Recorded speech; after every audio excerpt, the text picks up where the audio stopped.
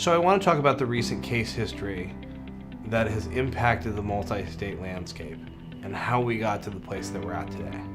So the first case I want to talk about is Complete Auto Transit versus Brady.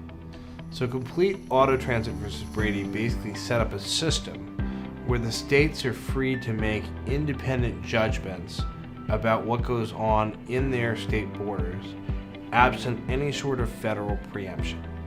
So what that means is if the federal government hasn't ruled that something is a national activity and falls under the Commerce Clause of the Constitution, that essentially the states can control what's in their own borders. So that was the first major case because it gave the states the power to basically operate as they see fit within their borders. The second case is a case called Quill. And Quill was a Supreme Court case in the 90s. And Quill is significant because Quill basically ruled that unless a company or an individual had sufficient minimum contacts with a state, that the state couldn't charge sales or use tax. And so this was significant because for the first time, it mandated that a company at least had to have some basic physical presence or some substantial contact in order for a state to mandate that it charge sales and use tax. So Quill was an extremely unpopular decision with the states. So what you see after Quill is a number of states passing laws to slowly shave away the liability, or to slowly shave away.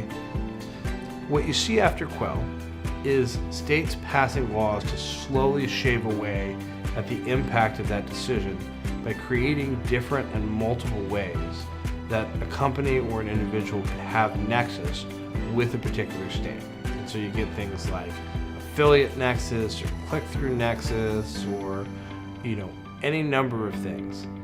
And so eventually the genesis of this led up to the Wayfair decision. And so Wayfair essentially ruled that the Quill case is overturned and that it's not absolutely necessary for a company to have physical presence inside a state's borders in order for a state to mandate that it charge sales tax.